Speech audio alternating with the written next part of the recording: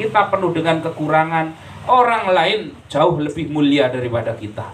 Itu mindsetnya. Itu mindsetnya, prinsipnya seperti itu yang namanya tawadhu. Lah bagaimanakah amalan supaya kita itu bisa menjadi minimal kita memupuk ketawaduan di dalam hati kita? Yang pertama adalah kita menerima kebenaran dari siapapun. Nah, ini kalau kayak Sayyidina Ali, ungdur makol wala tangdur mankol. Ungdur makol wala tangdur mankol. Perhatikan apa yang diucapkan. Wala tangdur mankol. Dan jangan perhatikan itu apa mankol, siapa yang mengatakan. Sayyidina Ali ngasih nasihat kepada kita supaya kita memperhatikan ucapannya orang, gak usah melihat siapa yang menyampaikan. Sementara zaman sekarang orang itu hanya mau mendengar kalau melihat siapa dulu yang ngomong. Saya benar-benar ingat dan gak bisa lupa apa yang dikatakan, walaupun itu dalam konteks guyonan. Ada pelawak terkenal di Indonesia, itu namanya Tukul Arwana itu. Dia itu dulu sopir di Semarang, itu jadi sopir angkutan.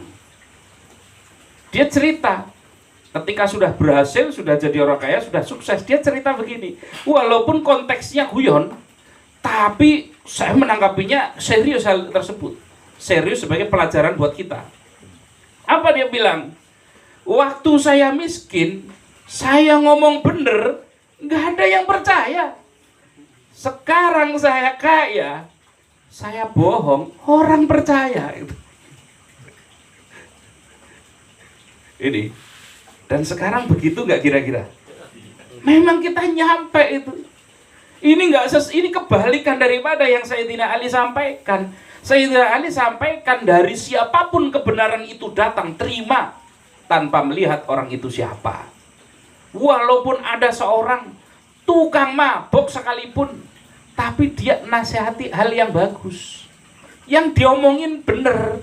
Misalkan tukang mabok ngasih nasihat ke kita, kamu jangan sekali-kali minum minuman keras, karena minuman keras itu kalau minum berdosa kamu, 40 hari doamu gak dikabulkan itu. Ada tukang mabok ngasih nasihat begitu. Ini nasihatnya bener apa gak kira-kira? Tapi kalau kita tahu bener dia tukang mabuk di perempatan, itu muncul gak di dalam hati kita? Loh, kamu aja tukang mabuk, ada gak? Iya, jelas. Merendahkan gak kita? Iya. Ini problem masalahnya. Itulah. Maka belajarlah untuk menerima ucapan kebenaran, sekalipun seandainya dalam pandangan manusia orang itu, dalam pandangan manusia ini bukan pandangannya Allah, karena dalam pandangan Allah dengan manusia bisa berbeda. Dalam pandangan manusia kelihatannya orang itu lebih rendah derajatnya dibandingkan kita. Itu loh. Ada orang gelarnya sudah profesor doktor, dikasih nasihat sama tukang becak nggak lulus SD. Kira-kira ini muncul nggak rasa kesombongannya itu? Lah kamu aja sekolah SD aja nggak selesai kok mau ngasih nasihat saya? Itu nasihatnya begini lagi. Jadi orang itu sepanjang hidupnya harus banyak mencari ilmu, walaupun sampai ke negeri Cina. Ini yang ngomong ini yang nggak lulus SD, yang dikasih tahu siapa? Profesor doktor lah. Ini kan yang profesor doktor ini bagaimana ini? Padahal benar apa enggak yang disampaikan? Benar. Ini loh. Maka dari siapapun, walaupun dalam pandangan manusia orang itu kelihatannya dia itu rendah derajatnya, maka selama yang disampaikan kebenaran kita terima. Walaupun dari ahli maksiat sekalipun. Dari ahli maksiat sekalipun, terima itu yang namanya kebenaran. Ini, kalau memang benar yang disampaikan itu. Ini adalah ketawaduan. Ini melatih kita supaya menjadi pribadi yang tawadu. Satu, menerima kebenaran dari siapapun. Yang kedua, supaya kita itu mampu tawadu, adalah kita itu harus punya rasa begini. Tidak suka dikenal orang, tidak kepingin populer. Ini problemnya, kita malah pengen populer itu. Kan banyak orang pengen populer itu. Bagian dari pekerjaan. Ya saya sendiri itu. Mungkin kalau dulu saya nggak pengen populer, nggak tahu ini apa, kita nggak ketemu di sini. Saya bikin personal branding, itu namanya. Ah itu kan pengen populer itu. Betul apa enggak? Betul sekali. Ini problem.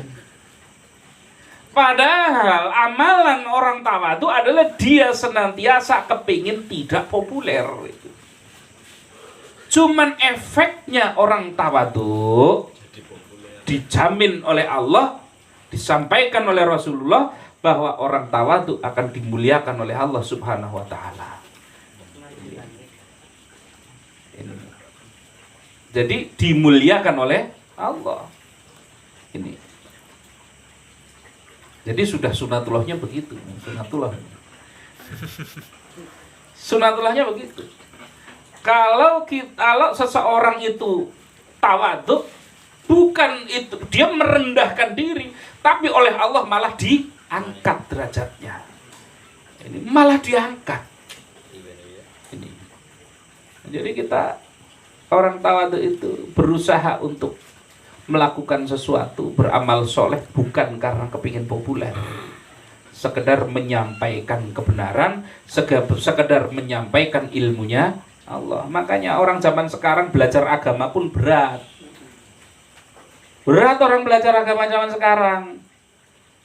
Beberapa kali saya ketemu orang yang thalabul ilmi itu, saya mau belajar tentang ini. Lah kenapa? Wah nanti biar saya kalau ketemu Wahabi bisa debat saya. Loh, ini orang kok ngaji kepingin debat dengan ini gimana itu? Orang kepingin ngaji supaya mendapatkan hikmah, supaya mendapatkan ilmu, supaya akhlaknya makin bagus, bukan supaya menang-menangan gitu. Paham apa kayak ini? Kita kadang-kadang mau ngaji itu biar apa? Biar menangan kalau debat. Besok tak tanyakan kalau pas pertemuan di Madangkara ini, pertanyaan ini ya, kalau sudah tahu jawabannya besok buat bahan debat. Loh ini kan repot ini ya kayak gini. Paham ya?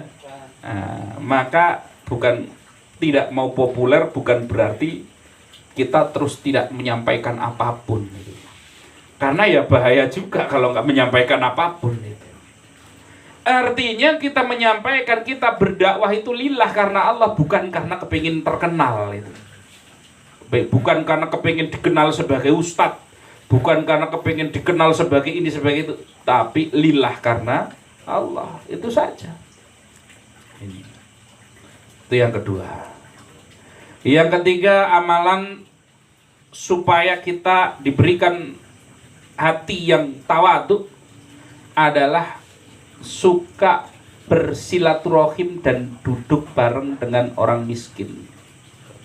Maaf ini, kita itu kalau ada orang kaya itu kita kepinginnya berteman itu, silaturahim. Nunggu lama loh orang kayanya nggak keluar.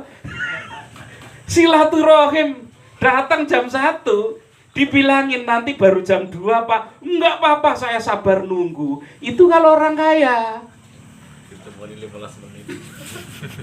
Ketemunya baru ngomong sebentar, nanti saya jam sekian udah nggak bisa ya.